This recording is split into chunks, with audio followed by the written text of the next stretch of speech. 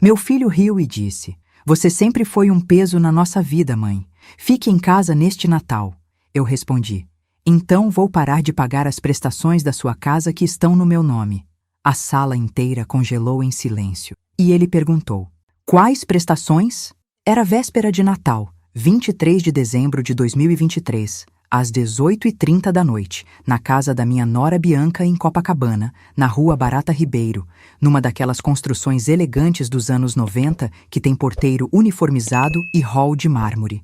A família toda estava reunida na sala de estar.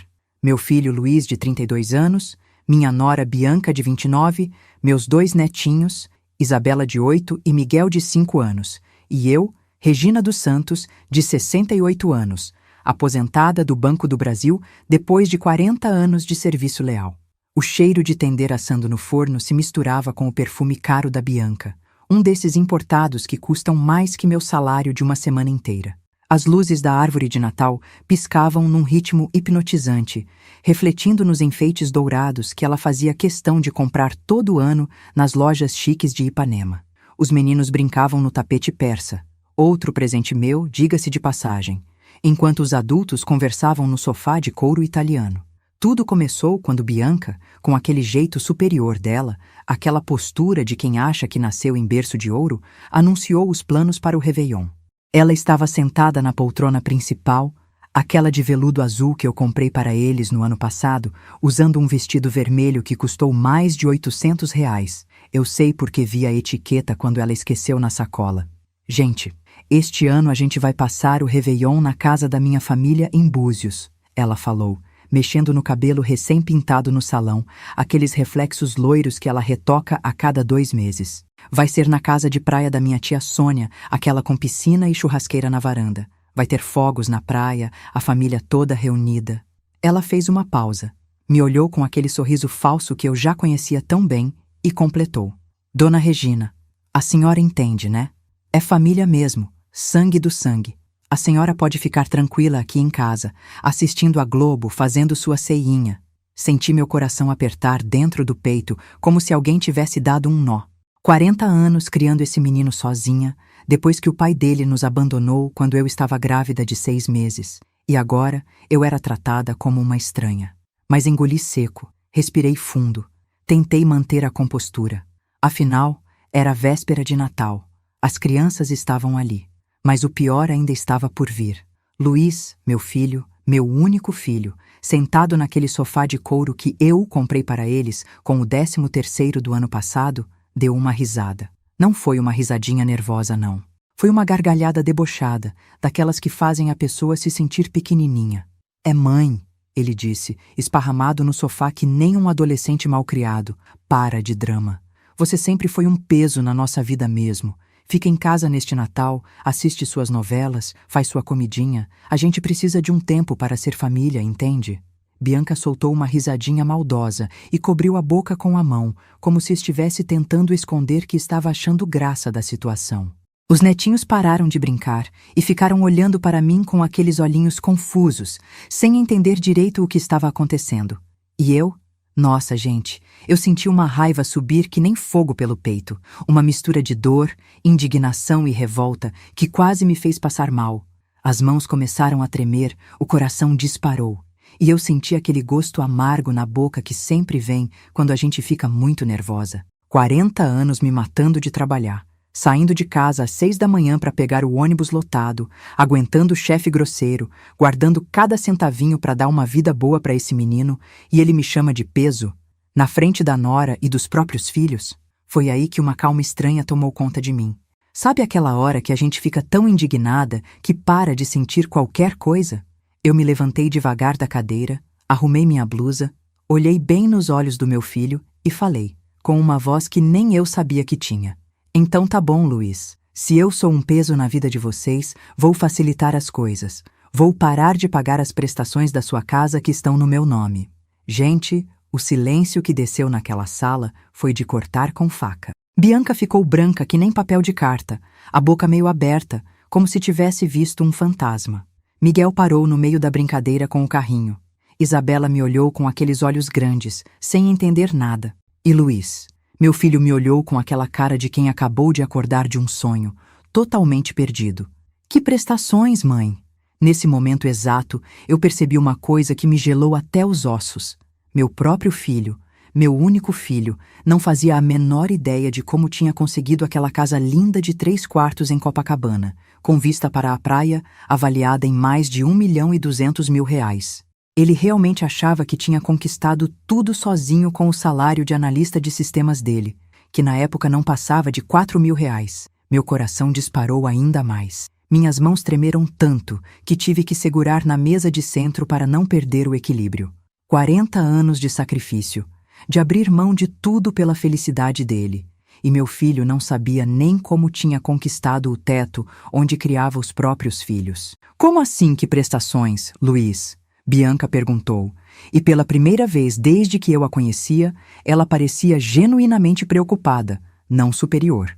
Olhei para os dois, para aqueles 2 adultos que viviam numa bolha de fantasia, e pensei, meu Deus, o que foi que eu criei? Mas o que eu ainda não sabia era que aquela véspera de Natal seria apenas o começo de uma descoberta que mudaria tudo para sempre. Se você já passou por alguma situação parecida com família, deixe seu comentário contando o que você faria no meu lugar. E me conta de onde você está assistindo. Quero saber se tem mais gente passando por isso. Brasil afora. Deixa eu voltar um pouco no tempo e contar como cheguei até aquele momento devastador na véspera de Natal. Porque vocês precisam entender que essa história não começou do nada. Foi uma construção lenta, de anos e anos de pequenos sinais que eu ignorei, achando que era só coisa da minha cabeça. Meu nome é Regina dos Santos, tenho 68 anos, sou viúva na prática desde os 28, quando o marido me largou grávida de 6 meses para viver com uma menina de 19 anos que ele conheceu no trabalho. Na época, eu trabalhava como escriturária no Banco do Brasil, ganhava uma mixaria, morava num apartamentinho de 2 quartos em Botafogo que meu pai me deixou de herança. Quando o Antônio me abandonou, assim, sem mais nem menos, deixou um bilhetinho na mesa da cozinha dizendo que encontrou o amor verdadeiro. Eu pensei que minha vida tinha acabado. Estava grávida, sozinha, com um salário que mal dava para me sustentar, quanto mais para criar uma criança. Mas sabe como é? Mulher brasileira não se entrega fácil. Criei coragem, foquei no trabalho e na barriga que crescia. Durante 40 anos, cada real que sobrava do meu salário ia para o futuro do meu menino.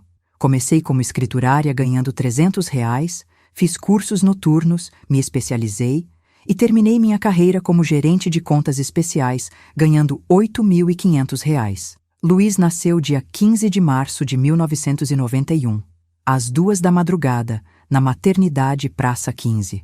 Eu tinha economizado durante toda a gravidez para pagar um plano de saúde particular, porque queria que ele nascesse com toda a dignidade do mundo. Lembro até hoje do primeiro choro dele, daquela carinha vermelha e enrugadinha, dos dedinhos pequeninhos que se agarraram no meu dedo. Desde pequeno, ele foi minha prioridade absoluta. Paguei escola particular, o Colégio São Vicente de Paulo, em Copacabana, que custava na época R$ 250 por mês. Era quase 1/3 do meu salário, mas eu fazia qualquer sacrifício. Enquanto as outras mães compravam roupas, eu comprava livros para ele. Enquanto elas iam ao salão, eu economizava para o curso de inglês do Luiz no CCAA. Mas já na adolescência, eu comecei a perceber uma coisa estranha. Ele esperava que tudo caísse do céu.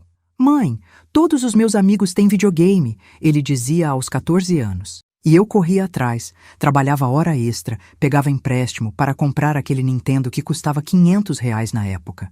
Mãe, preciso de tênis de marca para não passar vergonha na escola. E lá ia eu de novo, comprando aquele All-Star de R$ 180. Eu sempre justificava. É o filho único, coitadinho, não tem pai.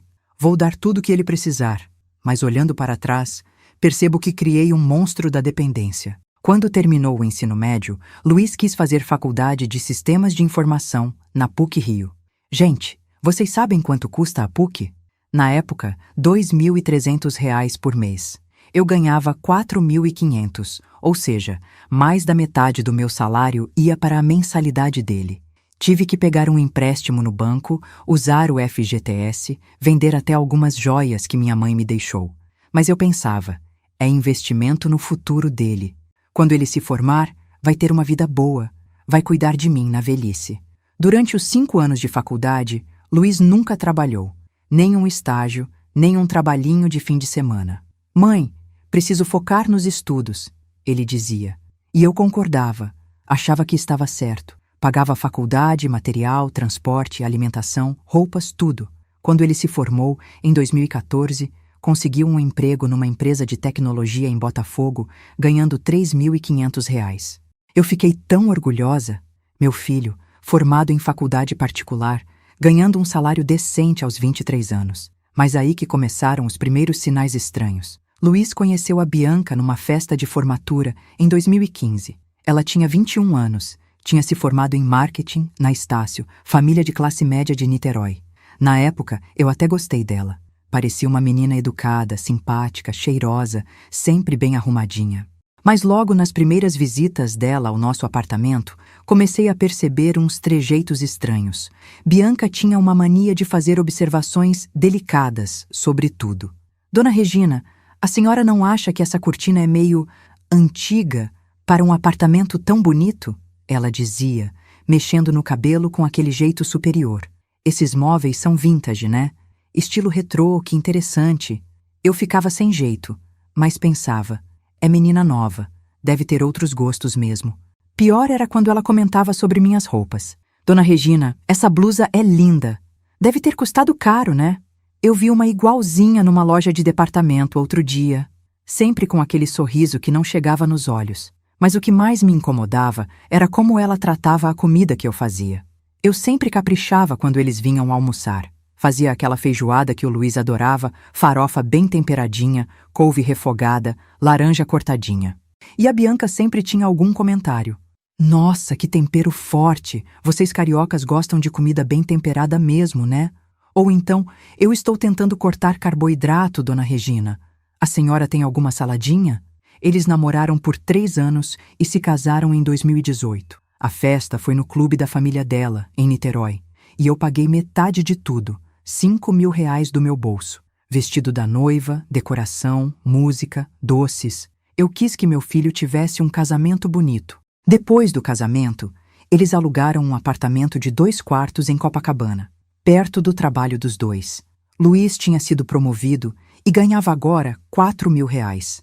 Bianca trabalhava numa agência pequena de publicidade e ganhava R$ 2.800.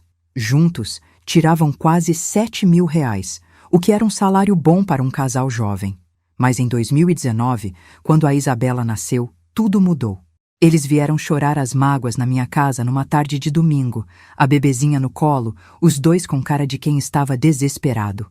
Mãe, disse o Luiz, com aquele jeito dramático que ele tinha desde pequeno, a gente precisa sair desse apartamento. 2 quartos é muito pequeno para a família. A Isabela merece uma casa com quintal, com espaço para brincar. Bianca completou, embalando a netinha. Dona Regina, a gente achou uma casa linda em Copacabana, na Rua Toneleiro, pertinho da praia. 3 quartos, 2 banheiros, área de serviço, até uma varandinha gostosa. Mas é cara. R$ 850.000. Meu coração apertou quando ouvi o valor. Era mais dinheiro do que eu tinha visto junto na minha vida inteira. A gente não tem nem entrada nem score para financiamento, continuou Luiz. Bianca está de licença maternidade. Só eu estou trabalhando. O banco não aprova o crédito só no meu nome. Foi aí que meu coração de mãe falou mais alto. Olhei para aquela netinha dormindo, tão pequenininha, tão inocente, e pensei, Regina, você trabalhou a vida inteira, economizou, tem uma aposentadoria boa. Para que serve dinheiro se não for para dar uma vida boa para a família? Eu tinha na época uma aposentadoria de R$ 8.500, mais algumas economias guardadas desde os tempos de gerente no banco. Coloquei meu apartamento de Botafogo como garantia, usei meu CPF limpo, meu score perfeito de 40 anos pagando tudo em dia e financiei a casa toda no meu nome. No começo, depois que se mudaram para a casa nova, tudo parecia normal. Luiz me visitava todo domingo, trazia os netinhos para passar o fim de semana comigo em Botafogo. Almoçávamos juntos, ele me ajudava com as compras do mês, até lavava a louça depois do almoço. Mas devagarzinho, quase sem eu perceber, as coisas foram mudando. Mãe, a gente está organizando a casa nova ainda, tem muita coisa para fazer. Ele dizia quando eu perguntava sobre a visita do domingo. A Bianca está cansada com a bebê, sabe como é? Outro dia a gente se vê com mais calma. As visitas foram rareando. De todo domingo, passaram para domingo sim, domingo não. Depois, uma vez por mês. Depois, só em aniversários e feriados importantes. Bianca começou a postar nas redes sociais como se fosse a dona de tudo. Nossa casa nova, dizia nas legendas, mostrando a sala decorada. Nossa conquista, quando postava foto da varanda. Nosso sonho realizado, quando mostrava o quarto da Isabela todo arrumadinho. Em nenhuma foto, em nenhum post, em nenhuma legenda, ela mencionava que eu existia. E o pior, quando eu comentava nas fotos, tentando participar da vida deles, ela demorava dias para responder, sempre com respostas secas. Obrigada, dona Regina. Que bom que gostou.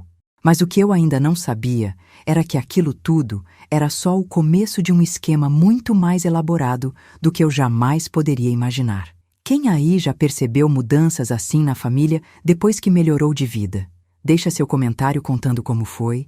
Quero saber se só acontece comigo ou se é mais comum do que parece. Foi em agosto de 2021, numa terça-feira quente e abafada, que comecei a suspeitar que alguma coisa estava muito errada. Eu tinha ido renovar o seguro do meu apartamento na corretora da dona Marlene, ali na rua Voluntários da Pátria, em Botafogo. Ela é uma senhora de uns 70 anos, dessas antigas, meio chatinha com papelada, mas honesta que só.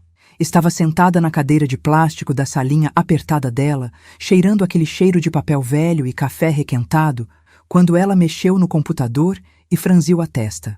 Dona Regina, ela disse, ajeitando os óculos de grau grosso na ponta do nariz. Aqui no sistema está aparecendo que a senhora tem 2 propriedades registradas no seu nome. Quer incluir a casa de Copacabana também no seguro? Vai sair mais barato fazer tudo junto. Senti um frio na barriga. Como assim, dona Marlene? Que casa de Copacabana? Ela virou a tela do computador para mim. Lá estava, claro como água. Regina dos Santos, CPF 123.456, Rio 8900, proprietária de um apartamento na Rua Voluntários da Pátria, 450, e de uma casa na Rua Toneleiro, 1247, Copacabana. Mas isso não está certo, eu falei, sentindo o coração começar a acelerar. Essa casa é do meu filho e da minha nora. Dona Marlene me olhou por cima dos óculos com aquela cara de quem já viu muita coisa na vida. Minha filha, aqui no sistema oficial da Receita Federal está dizendo que a senhora é a proprietária. Documentação não mente. Saí dali com uma sensação estranha no peito, como se tivesse descoberto que 2 mais 2 não eram 4. Durante o trajeto de ônibus para casa, fiquei remoendo aquilo. Como assim a casa estava no meu nome? Luiz sempre falou que estava construindo patrimônio, que a casa estava no nome dele. Na quinta-feira seguinte, não aguentei mais a curiosidade e fui ao treiro cartório de registro de imóveis do Rio de Janeiro, lá na Rua da Assembleia, no centro. Acordei cedo, tomei o ônibus das 7h30, enfrentei aquela fila quilométrica que sempre tem nos cartórios do Rio. O atendente, um rapaz novo de uns 25 anos, meio impaciente, pegou meus documentos e digitou alguma coisa no sistema. Depois de uns 10 minutos mexendo no computador, ele imprimiu uns papéis e me entregou. Aqui está, senhora. Certidão de propriedade atualizada. Peguei os papéis com as mãos tremendo e li devagar, palavra por palavra. Lá estava escrito, preto no branco. Proprietária Regina dos Santos. Financiamento habitacional, Caixa Econômica Federal. Prestações no valor de R$ 2.400 mensais. Vencimento todo dia 15. Sentei numa daquelas cadeiras de plástico do cartório e tentei processar o que estava lendo. A casa estava integralmente no meu nome. O financiamento inteiro era da minha responsabilidade. As prestações de R$ 2.400 saíam automaticamente da minha conta todo mês. Como é que eu não sabia disso? Como é que por 2 anos eu vinha pagando financiamento de casa sem saber? Cheguei em casa e vasculhei todos os meus extratos bancários dos últimos 3 anos. Sentei na mesa da cozinha, espalhei os papéis todos e comecei a somar. Débito automático de R$ 2.400, todo dia 15, há mais de 2 anos. 28 meses consecutivos. R$ 67.200 que saíram da minha aposentadoria para pagar uma casa que eu achava que era do meu filho. Mas isso não era tudo. Comecei a identificar outros débitos estranhos. Seguro residencial da casa, R$ 250 por mês. IPTU, R$ 470 por mês. Taxa de condomínio, R$ 320 por mês. Mais de R$ 1.000 mensais de despesas que eu nem sabia que estava pagando. Peguei o telefone e liguei para o banco. Depois de ficar 20 minutos naquela musiquinha irritante, consegui falar com uma atendente. Senhora Regina, esses débitos foram todos autorizados pela senhora pessoalmente, aqui na agência, em março de 2019. Tem a assinatura da senhora nos contratos. Março de 2019. Bem na época que Luiz e Bianca vieram com aquele papo de precisar da casa para a Isabela. Eu lembrava vagamente de ter assinado uns papéis, mas eles falaram que era só para facilitar o processo, que depois iam transferir tudo para o nome deles. A partir daí, comecei a prestar atenção nos gastos deles de uma forma que nunca tinha prestado antes. Quando ia visitá-los, as raras vezes que ainda era convidada, eu observava tudo com outros olhos. Na geladeira, sempre tinham produtos caros, queijos importados, vinhos de R$ 100 para cima, frutas fora de época. A Bianca usava produtos de beleza que custavam mais de R$ 300 o vidro. Eu via as embalagens no banheiro quando ia usar o toalete. As roupas das crianças eram todas de marca, Lílica Ripilica, Milon, Tip Top. Uma camiseta simples custava R$ 80. O tênis da Isabela era um All-Star original de R$ 240. Luiz tinha sido promovido e ganhava agora R$ 7.500. Bianca tinha voltado da licença maternidade e trabalhava numa agência de publicidade de médio porte em Ipanema, ganhando R$ 4.200. Total, R$ 11.700 líquidos por mês. Mas os gastos deles não batiam com essa renda.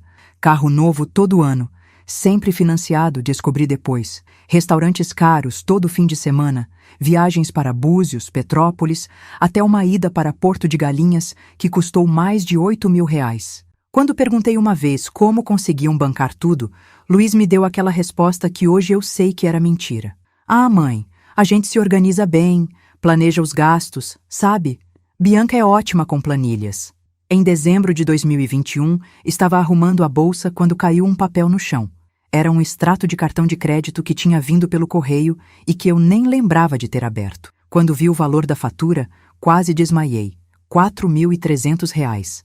Liguei imediatamente para o banco. A atendente me explicou que eu tinha um cartão adicional em nome de Luiz Fernando dos Santos, meu filho, desde março de 2019. O limite do cartão era de R$ 8.000 e vinha sendo usado regularmente. Mas eu não autorizei cartão adicional para ninguém, protestei. Senhora, aqui consta que foi solicitado pela senhora na agência, com a presença do beneficiário. Tem assinatura da senhora na documentação. Mais uma vez, março de 2019. O mesmo mês da casa, dos débitos automáticos, de tudo. O mês que mudou minha vida financeira sem eu saber.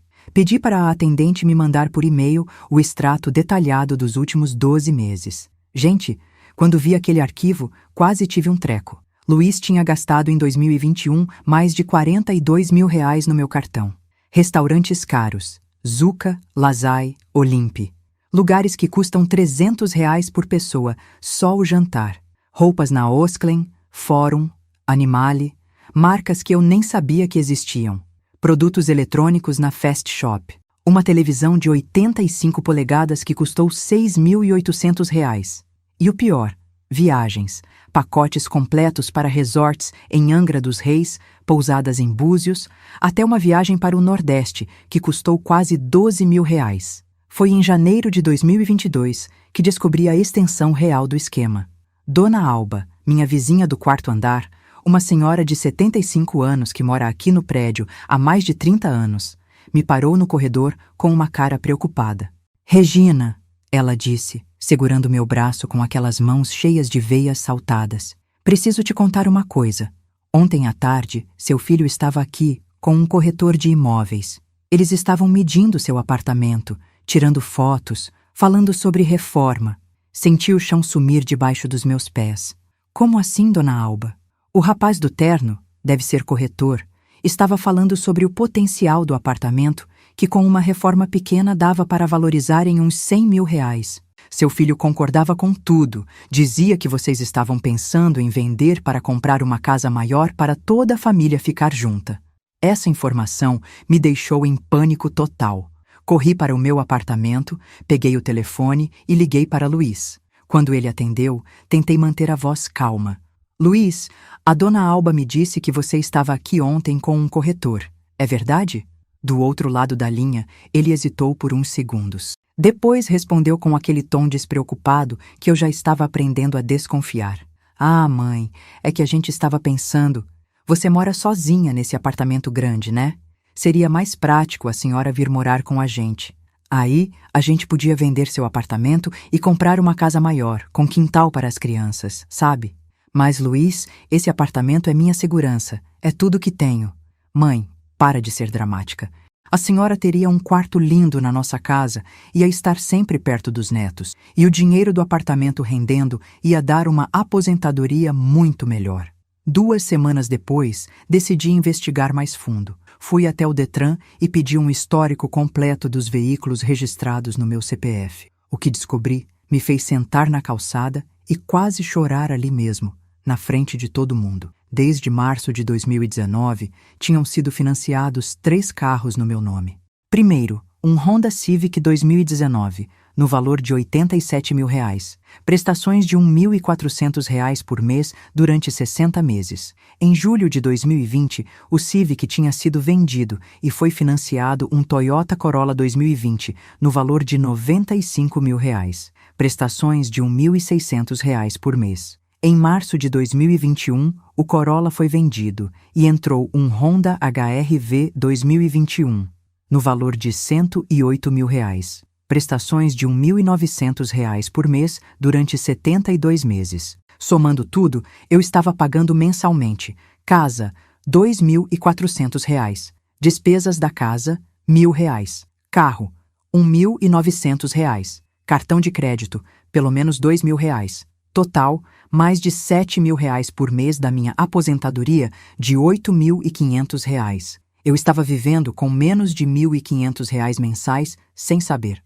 Continuei investigando e descobri que eles tinham incluído a família inteira no meu plano de saúde empresarial do banco, que mesmo depois da aposentadoria eu mantinha pagando R$ 600 por mês. Luiz, Bianca, Isabela e Miguel. Todos dependentes no meu plano, custando um total de R$ 1.800 mensais. Além disso, tinha um seguro de vida de R$ 200 mil no meu nome, com Luiz como único beneficiário, custando R$ 450 por mês. Um seguro que eu não lembrava de ter contratado. Em março de 2022, não aguentei mais e decidi confrontar Luiz. Marquei um almoço em casa, preparei aquela lasanha que ele adorava desde pequeno, comprei refrigerante, caprichei na mesa. Queria ter uma conversa honesta, de mãe para filho. Quando ele chegou, estava sozinho. Bianca tinha ficado em casa com as crianças porque estavam meio gripadas, segundo ele. Depois do almoço, quando estávamos tomando café na sala, respirei fundo e falei: Luiz, filho, preciso conversar com você sobre uma coisa séria. Ele me olhou com aquela cara desconfiada, como se soubesse o que estava vindo. Que foi, mãe? Filho, eu descobri que a casa está no meu nome. O financiamento, o IPTU, o seguro, tudo sai da minha conta. Você me disse que estava no seu nome. Luiz não negou. Simplesmente deu de ombros e falou: E daí, mãe? A senhora tem um CPF limpo, score alto, aposentadoria boa.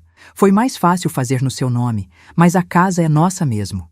Luiz, mas eu estou pagando praticamente minha aposentadoria inteira para sustentar a vida de vocês. Sobra quase nada para mim. Foi aí que ele mostrou uma faceta que eu nunca tinha visto. Mãe, a senhora já viveu, já aproveitou a vida, trabalhou, se divertiu. Agora é nossa vez. A senhora já fez sua parte. Essas palavras me gelaram. Como assim já fiz minha parte? A senhora nos criou, me deu educação. Agora é hora de a gente viver nossa vida. A senhora podia vir morar com a gente, seria muito melhor. Aí a gente vende esse apartamento, compra uma casa maior e todo mundo fica feliz. E se eu não quiser vender o apartamento? Luiz me olhou com uma frieza que eu nunca tinha visto nos olhos dele. Mãe, pare de ser egoísta.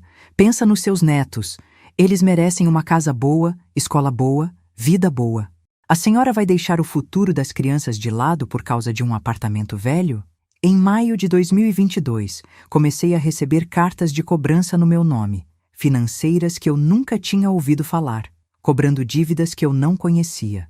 Liguei para uma delas e descobri que Luiz tinha feito um empréstimo de R$ 25 mil usando meus dados como avalista. Mas eu não assinei nada, protestei. Senhora, aqui temos a assinatura da senhora, reconhecida em cartório, autorizando seu filho a fazer empréstimos em seu nome em caso de emergência médica familiar. Emergência médica? Ninguém da família estava doente. Fui atrás dos outros empréstimos e descobri que havia mais 3. R$ 15 mil na Losango, 18 mil na Cetelem e 12 mil no Banco Pan. Total, R$ 70 mil em empréstimos que eu não sabia que existiam, comprometendo ainda mais minha aposentadoria. Em junho, a bomba final explodiu. Recebi uma carta do banco comunicando que meu apartamento estava sendo usado como garantia para um empréstimo de R$ 100 mil que Luiz havia solicitado para a reforma da casa da família. Corri para o banco em desespero. O gerente, um homem de uns 45 anos, me mostrou todos os documentos. Tinha minha assinatura em tudo. Procuração dando poderes para Luiz movimentar minha conta, usar meus bens como garantia, fazer empréstimos em meu nome. Senhora Regina, ele disse com tom compreensivo, pela nossa política, quando alguém dá procuração assim ampla para um filho, geralmente é porque tem algum problema de saúde, dificuldade para se locomover. Eu não tenho problema nenhum, gritei, sem conseguir controlar a voz. Foi aí que entendi a extensão completa do golpe. Eles tinham me feito assinar papéis ao longo de 3 anos, sempre com desculpas diferentes, sempre dizendo que era para facilitar, para agilizar, para não ter burocracia. E eu, confiando cegamente no meu filho, assinei tudo. Sentei com uma calculadora e somei tudo que descobri, saindo da minha aposentadoria mensalmente. Prestação da casa, R$ 2.400. IPTU, seguro e condomínio, R$ 1.020. Prestação do carro, R$ 900. Plano de saúde da família, R$ 1.800. Seguro de vida, R$ 450. Empréstimos, parcelas, R$ 1.200. Cartão de crédito, média, R$ 2.000. Total, R$ 10.770 mensais. Minha aposentadoria, R$ 8.500. Ou seja, eu estava no vermelho em mais de R$ 2.000 todo mês, comendo minhas economias de 40 anos de trabalho. Patrimônio comprometido. Casa em Copacabana, R$ 1.200 no meu nome, eu pagando. Apartamento em Botafogo, 650. R$ 000 usado como garantia. Dívidas em empréstimos, R$ 270 mil. Valor gasto no cartão de crédito em 3 anos, R$ 126 mil.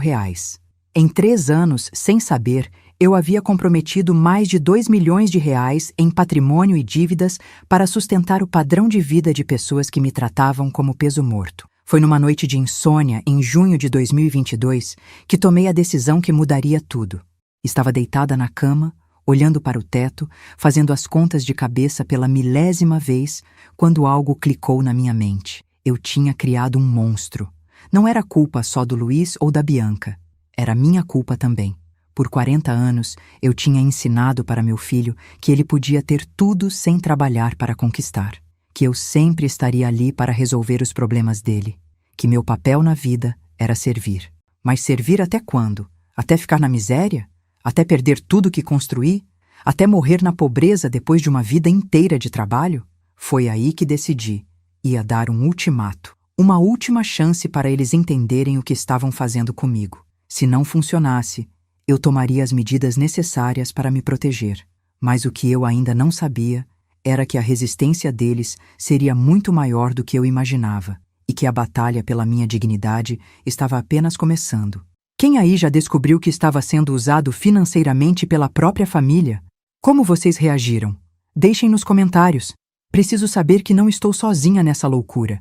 E me contem de que cidade vocês estão assistindo. Quero ver se esse tipo de situação acontece em todo o Brasil. Na segunda-feira seguinte àquela noite de insônia, acordei com uma determinação que eu não sentia há anos. Tomei meu café da manhã, me arrumei com capricho, pus aquela blusa azul marinho que sempre me dava sorte e saí para resolver minha vida. Primeira parada, o escritório do Dr. Mário Henrique Silva, meu advogado de confiança. Ele tinha cuidado da minha aposentadoria no banco e sempre foi um homem íntegro, desses que falam a verdade na cara, mesmo quando dói. O escritório dele fica na Rua da Quitanda, no centro do Rio, num desses prédios antigos que resistem ao tempo. Subi os 3 andares de escada. O elevador estava quebrado, como sempre, e encontrei Dr. Mário organizando uns processos na mesa cheia de papéis. "Regina", ele disse, levantando da cadeira e me dando um abraço paternal. "Que surpresa boa! Como você está?"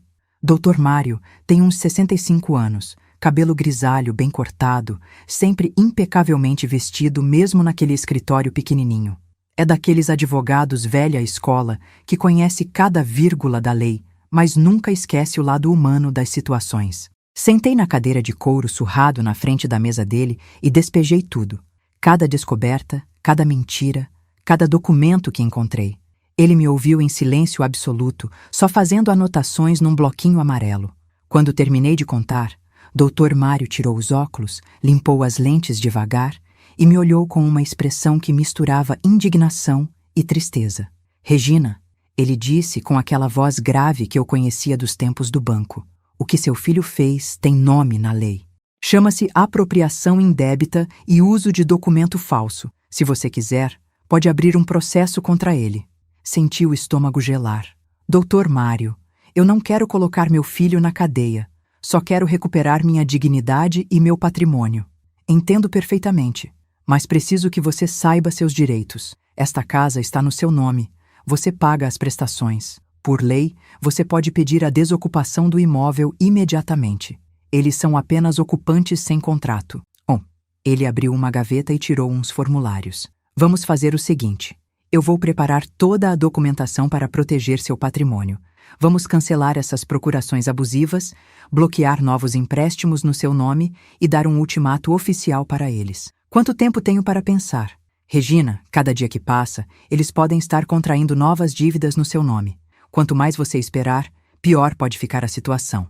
Saí do escritório do doutor Mário com uma pasta cheia de documentos e uma sensação estranha no peito, como se estivesse traindo meu próprio filho, mas ao mesmo tempo me protegendo de um estranho perigoso.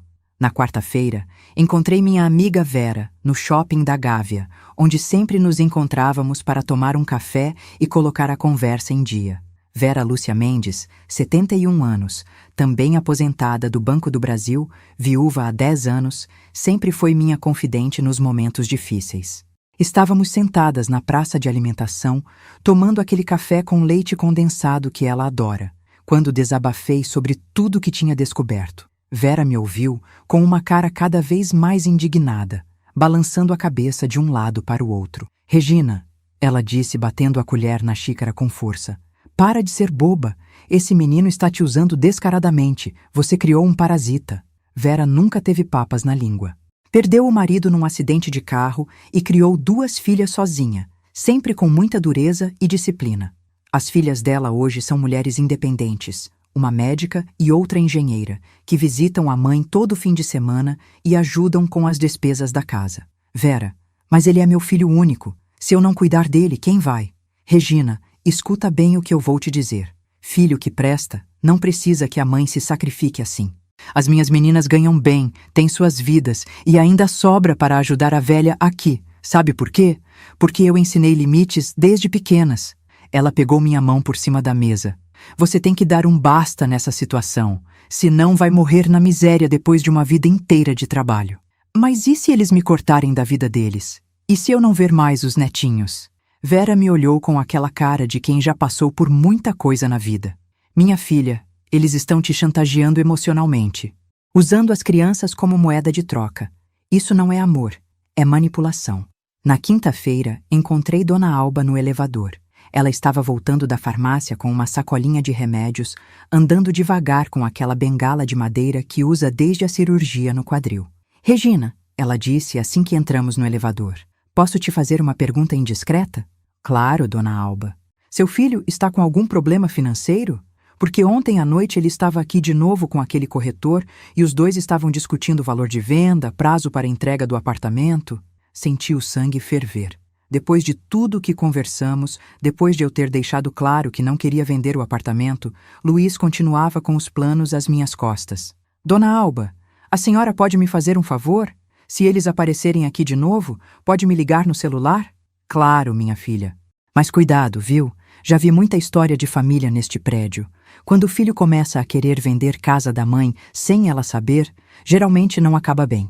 Na sexta-feira, voltei ao escritório de Dr. Mário com todas as informações que tinha coletado. Ele estava me esperando com uma pilha de documentos organizados na mesa. Regina, preparei 3 estratégias diferentes. Você escolhe qual prefere seguir. Estratégia 1. Acordo amigável.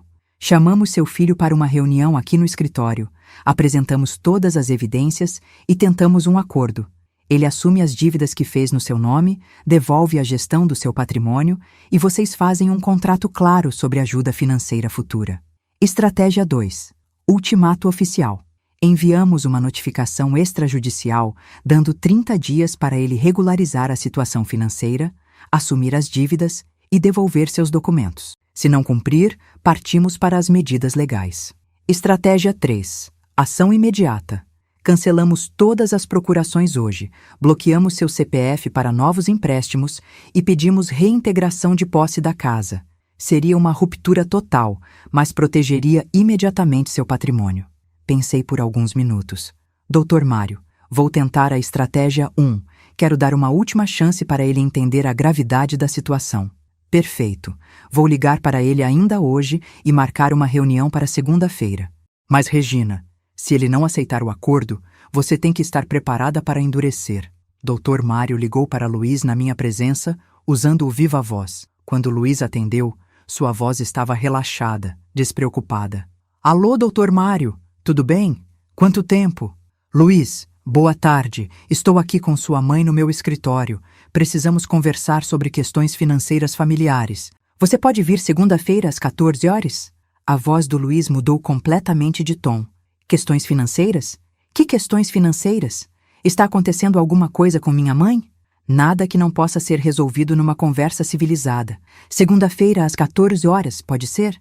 Posso sim, mas... Dr. Mário, posso perguntar do que se trata? Melhor conversarmos pessoalmente. Até segunda. Quando o Dr. Mário desligou, eu estava tremendo. Será que fiz a coisa certa? Regina, você está fazendo o que deveria ter feito há 3 anos, protegendo seu futuro.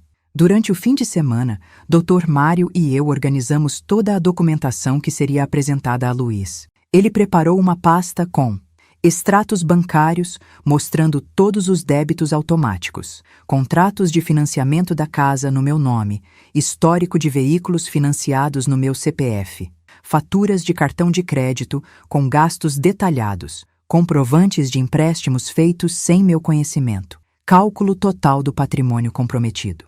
Regina, Dr. Mário disse enquanto organizávamos tudo. Quando seu filho vir isso tudo junto, de forma organizada, vai ser impossível negar ou minimizar. Ou ele assume a responsabilidade, ou fica claro que está agindo de má fé. No domingo, decidi fazer algo que estava evitando há semanas. Conversar honestamente com Isabela e Miguel sobre a situação.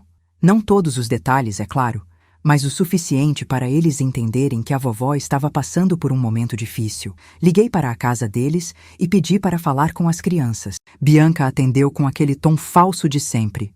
Oi, dona Regina! As crianças estão brincando. Quer que eu chame? Quero sim, Bianca. Preciso falar com elas.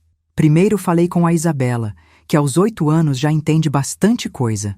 Vovó, por que você não vem mais aqui em casa todo domingo? Filha, a vovó está resolvendo umas coisas importantes, mas eu amo muito vocês, tá? Independente do que aconteça, a vovó sempre vai amar vocês. Está tudo bem, vovó? Você parece triste. Estou resolvendo uns problemas de adulto, minha princesa. Mas logo tudo vai ficar bem. Depois falei com Miguel, que aos 5 anos fez uma pergunta que partiu meu coração. Vovó, papai falou que você está doente. É verdade? Não estou doente, meu amor. Quem disse isso? Papai falou para a mamãe que você anda meio confusa, que às vezes pessoas idosas ficam assim. Nesse momento, entendi que eles estavam preparando o terreno para me desacreditar. Se eu tomasse medidas drásticas, diriam que eu estava confusa, senil, não sabia mais o que estava fazendo. Na noite de domingo, liguei para Dr. Mário em casa, coisa que só fazia em emergências. Doutor, eles estão dizendo para as crianças que estou doente, confusa. Se eu confrontar eles amanhã e a coisa ficar feia, vão usar isso contra mim. Regina, por isso mesmo que precisamos da reunião aqui no escritório, com tudo documentado. Se tentarem questionar sua capacidade mental, temos provas de que você identificou sozinha um esquema financeiro complexo. Pessoa confusa não faz esse tipo de investigação. O senhor acha que vão aceitar o acordo? Sinceramente, acho que vão tentar negar tudo, minimizar e jogar a culpa em você. Pessoas que fazem esse tipo de coisa raramente assumem a responsabilidade facilmente. E se for assim, aí você vai saber que não tem mais filho. Tem um estranho que está usando seu amor maternal contra você.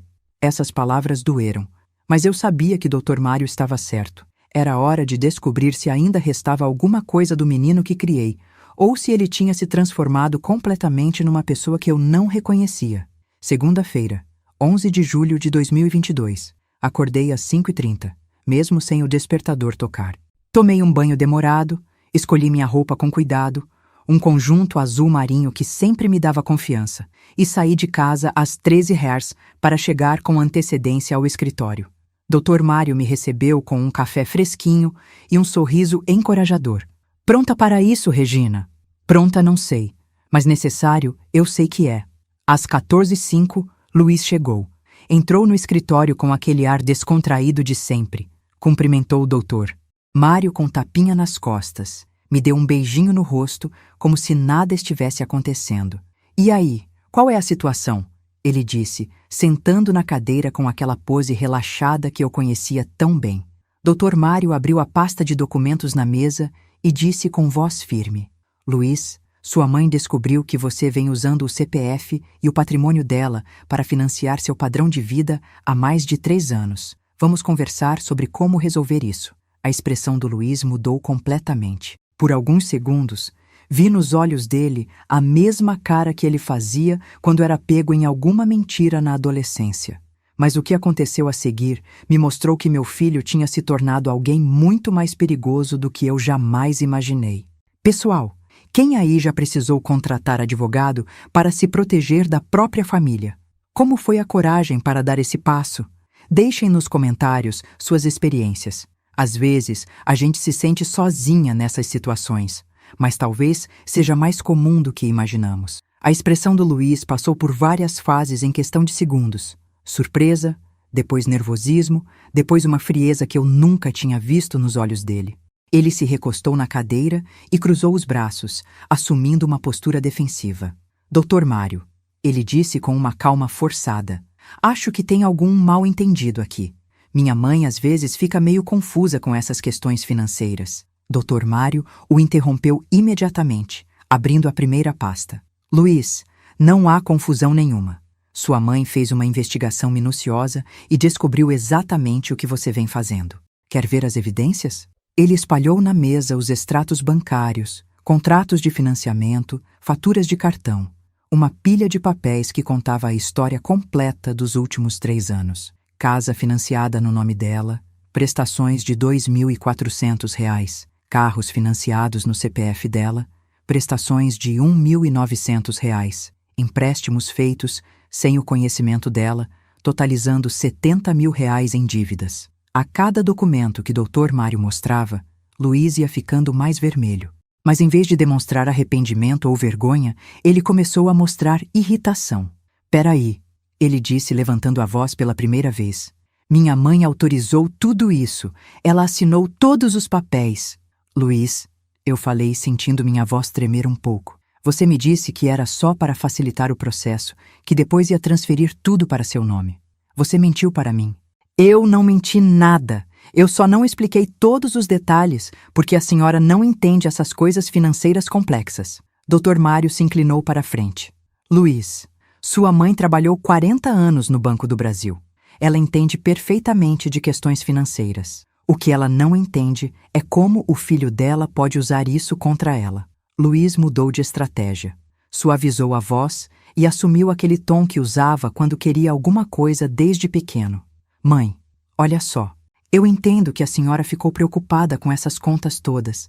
Mas pensa bem, eu estou construindo patrimônio para a família.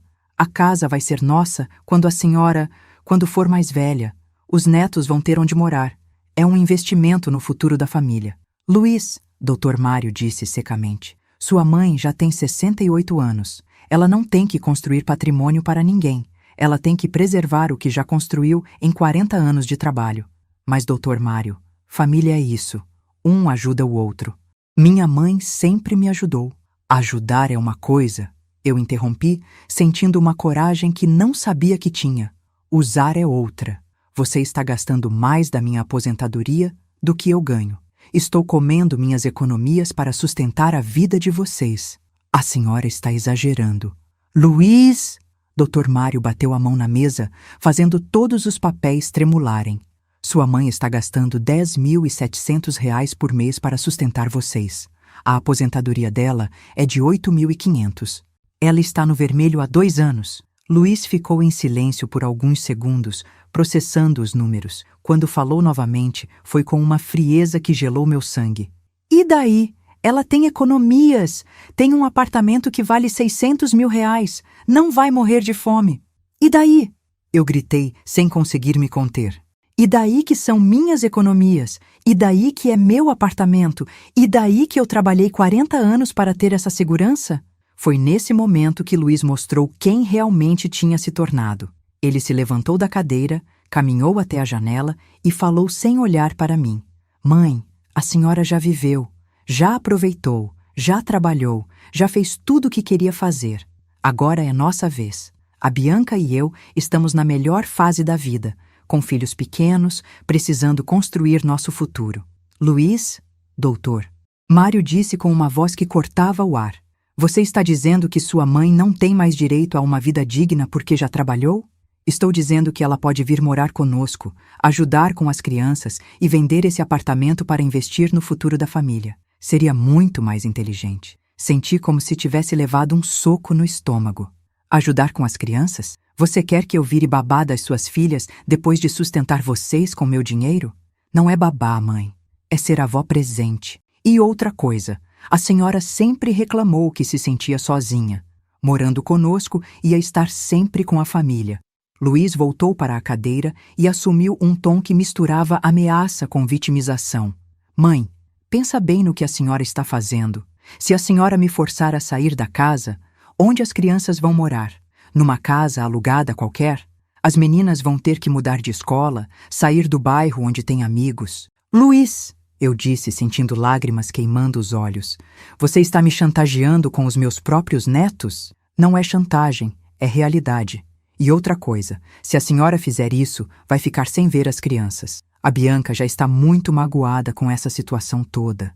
Ela acha que a senhora está sendo egoísta. Dr. Mário se levantou da cadeira, claramente indignado. Luiz, isso é coação. Você está ameaçando cortar o contato da sua mãe com os netos se ela não continuar sustentando vocês. Não é ameaça, Dr. Mário. É consequência natural. Se minha mãe destruir nossa família, como que as crianças vão entender? Elas vão ver a avó como a pessoa que tirou elas de casa. Dr. Mário abriu outra pasta. Já que você quer jogar duro, Luiz, vamos falar sobre todas as suas atividades. Sua mãe também descobriu que você está tentando vender o apartamento dela às escondidas. Luiz ficou pálido. Isso não é verdade. Dona Alba, vizinha do 4º andar, flagrou você com o corretor avaliando o apartamento da sua mãe 2 vezes. Você disse ao corretor que estavam planejando vender para comprar casa maior para a família. Eu só estava explorando opções. Explorando opções de vender a casa da sua mãe sem ela saber? Eu perguntei, sentindo uma mistura de dor e indignação que quase me fez vomitar.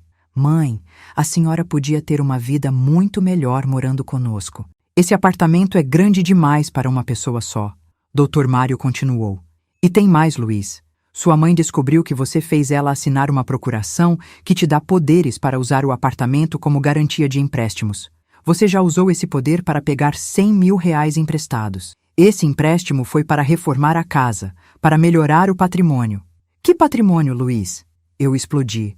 A casa está no meu nome. O dinheiro saiu do meu CPF. Você está reformando casa que não é sua com dinheiro que não é seu. Luiz mudou novamente de estratégia. Agora, assumiu o papel de vítima incompreendida. Vocês estão distorcendo tudo. Eu sempre cuidei da minha mãe. Sempre levei ela no médico quando precisou. Sempre incluí ela nas festas de família. Cuidou pagando com o dinheiro dela. Dr. Mário observou friamente. E outra coisa, quem foi que ensinou isso para mim? A própria mãe? Durante toda a minha vida, ela me deu tudo o que eu queria. Nunca me ensinou limites. Agora, aos 32 anos, quer que eu mude do dia para a noite? Essas palavras me atingiram como uma bofetada, porque tinha um fundo de verdade. Eu realmente sempre dei tudo para ele, sempre resolvi todos os problemas dele. Luiz, eu disse com a voz quebrada, é verdade que eu te mimei demais, mas isso não te dá o direito de me usar assim. Usar? Mãe, eu tenho uma família para sustentar, tenho responsabilidades. A senhora quer que eu deixe minhas filhas sem casa, sem escola boa, sem futuro? Dr. Mário se levantou e caminhou até a janela. Luiz, vamos parar de enrolar. Sua mãe oferece o seguinte acordo. Você tem 60 dias para assumir financiamentos, empréstimos e dívidas que fez no nome dela. Se não conseguir, ela vai cancelar todas as procurações e pedir reintegração de posse da casa. 60 dias? Impossível. Não tenho como assumir tudo isso em 60 dias. Então, você admite que fez dívidas que não consegue pagar? Luiz ficou vermelho de raiva. Admito que construí uma vida baseada na colaboração da minha mãe, colaboração que ela sempre ofereceu voluntariamente. Voluntariamente? Eu me levantei da cadeira tremendo de raiva. Você me enganou, me fez assinar papéis dizendo que era uma coisa quando era outra. Isso não é colaboração, é golpe. Golpe? Minha própria mãe está me acusando de golpe? Se a carapuça serviu, é porque cabe. Dr. Mário disse secamente. Sabe de uma coisa? Luiz disse, levantando da cadeira com uma expressão de desprezo que jamais esquecerei. Vocês querem guerra? Vão ter guerra. Minha mãe pode pedir reintegração de posse, pode cancelar tudo, mas vai perder os netos para sempre. A Bianca nunca mais vai deixar as crianças se aproximarem de alguém que destruiu nossa família. Luiz! Eu gritei, sentindo o coração despedaçar. Não, mãe. A senhora escolheu o lado dela. Escolheu dinheiro sobre família. Agora aguenta as consequências. Ele caminhou até a porta, parou e se virou para me olhar uma última vez. A senhora tem 68 anos, mãe. Quantos anos a senhora acha que ainda tem? Vale a pena passar o resto da vida sozinha por causa de dinheiro? A porta bateu com força, deixando o Dr. Mário e eu em silêncio absoluto.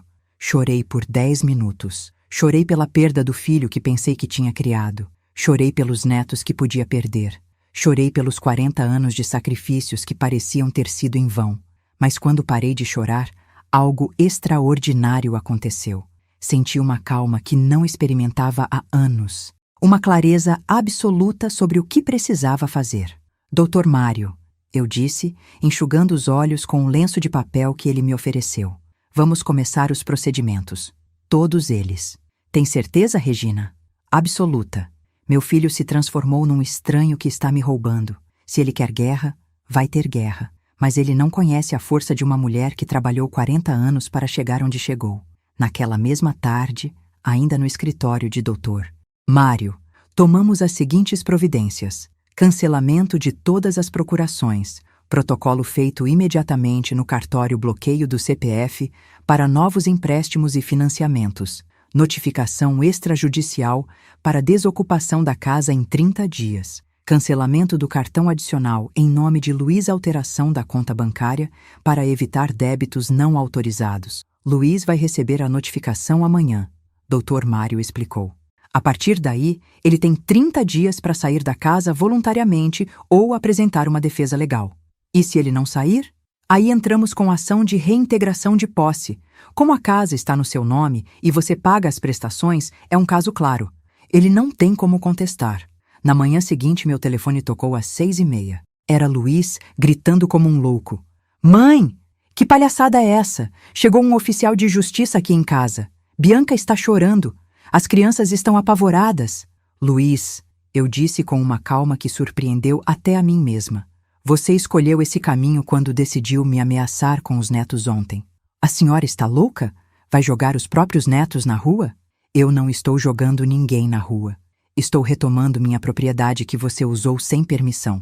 Isso não vai ficar assim. Vou provar que a senhora está senil, que não tem capacidade para tomar essas decisões. Pode tentar, meu filho, mas vai ser difícil provar que uma pessoa senil conseguiu descobrir um esquema financeiro que você tentou esconder durante 3 anos. Ele desligou o telefone na minha cara. Durante as próximas 2 semanas, recebi ligações de vários parentes tentando me fazer mudar de ideia. Prima Sandra, tio José, até a comadre da Bianca, todos com o mesmo discurso. Regina, você não pode fazer isso com seus próprios netos. Regina, família é família. Essas coisas se resolvem conversando. Regina, você está sendo muito radical. Mas eu tinha uma resposta para todos. Onde vocês estavam quando eu estava sendo roubada há 3 anos? Por que ninguém se incomodou quando Luiz me chamou de peso na véspera de Natal? A única pessoa que me apoiou incondicionalmente foi minha amiga Vera. Regina, você está fazendo a coisa certa. Esse menino precisava de limites há muito tempo. 15 dias antes do prazo de desocupação vencer, Luiz apareceu na minha porta. Não estava mais arrogante. Parecia cansado, abatido, com olheiras profundas. Mãe, podemos conversar? Deixei ele entrar, mas mantive a guarda alta. Ele sentou no sofá da sala, aquele mesmo sofá onde assistíamos filme quando ele era criança. Mãe, eu pensei muito sobre nossa conversa. Acho que exagerei. Talvez a gente possa encontrar um meio termo. Que tipo de meio termo? A gente pode fazer um contrato. Eu assumo algumas das prestações, a senhora continua com outras. Dividimos as responsabilidades. E os empréstimos que você fez no meu nome? A gente vai pagando aos poucos. Não precisa ser tudo de uma vez. Olhei para meu filho e vi exatamente o que ele estava fazendo. Tentando ganhar tempo, negociar para manter os privilégios, encontrar uma forma de continuar se beneficiando da situação.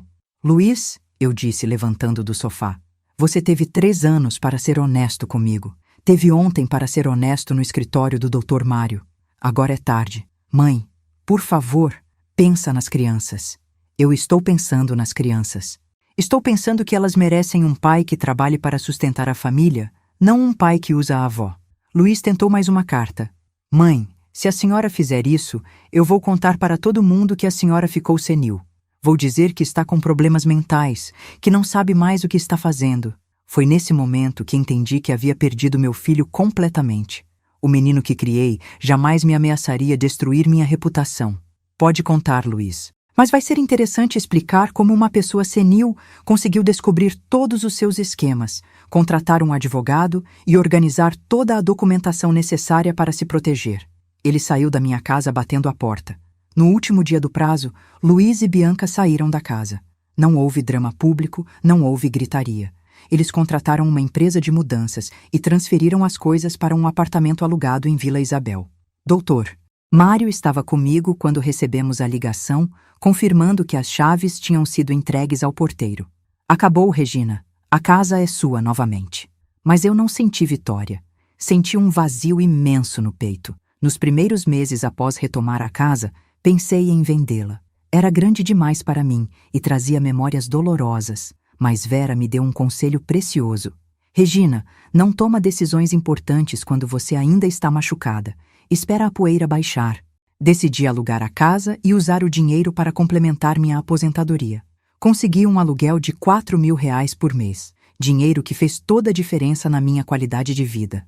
Com a situação financeira estabilizada, pude voltar a viajar, fazer cursos, cuidar melhor da saúde. Descobri que aos 68 anos ainda tinha muito vida pela frente. 8 meses depois da desocupação, recebo uma ligação inesperada. Era Isabela. Vovó? É você? Meu coração quase parou. Oi, minha princesa. Como você conseguiu meu número? Peguei no celular do papai. Vovó, eu quero te ver. Você pode vir me buscar na escola? Filha, eu preciso falar com seus pais primeiro. Vovó, eu já tenho 9 anos. Eu entendo as coisas. Papai disse que você ficou brava com ele e por isso a gente não te vê mais. Mas eu quero te ver. Naquela tarde, esperei Isabela na porta da escola. Quando ela me viu, correu e me deu um abraço que durou 5 minutos. Por que você sumiu, vovó? Não sumi, minha filha. Tive que resolver uns problemas com seu pai. Problemas de adultos. Você ainda me ama? Mais do que tudo no mundo. 2 semanas depois, Luiz me ligou. Sua voz estava diferente. humilde, cansada. Mãe, posso ir aí em casa? Quero conversar com a senhora. Quando ele chegou, estava claramente passando dificuldades. Roupa amarrotada, barba por fazer, carro mais simples. Mãe, eu preciso pedir desculpas. Por que exatamente? Por tudo. Por ter usado a senhora, por ter mentido, por ter ameaçado cortar o contato com as crianças. Ele pausou, respirou fundo.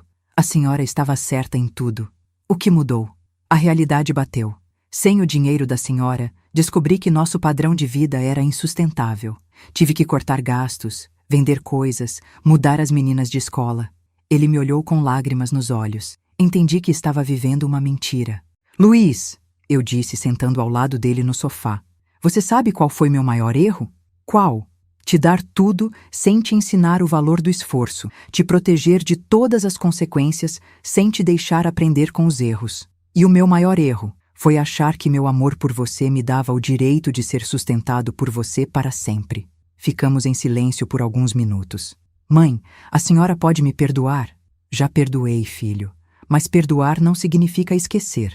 E definitivamente não significa voltar ao que era antes. Estabeleci limites claros para nossa relação. Independência financeira. Luiz teria que se sustentar sozinho. Transparência total. Nada de empréstimos, garantias ou favores sem discussão clara. Respeito. Nunca mais seria tratada como peso ou obrigação. Acesso aos netos. Independente de qualquer conflito familiar. A casa continua alugada? Eu expliquei. O dinheiro está me dando segurança e qualidade de vida. Se um dia você estiver em condições reais de comprar, conversamos. Hoje, quase 2 anos depois, nossa relação está num ponto de equilíbrio. Luiz aprendeu a viver dentro de suas possibilidades. Bianca, que no início me culpava por tudo, acabou entendendo que eu fiz o que precisava fazer para me proteger. As crianças me visitam todo fim de semana. Almoçamos juntos uma vez por mês, mas agora é diferente. Sou tratada com respeito, não como uma obrigação. E eu? Aprendi que amor sem limites vira desrespeito, que bondade sem fronteiras vira exploração, que às vezes é preciso ser dura para ser justa. Mais importante, aprendi que nunca é tarde para recomeçar. Aos 70 anos, estou vivendo a melhor fase da minha vida.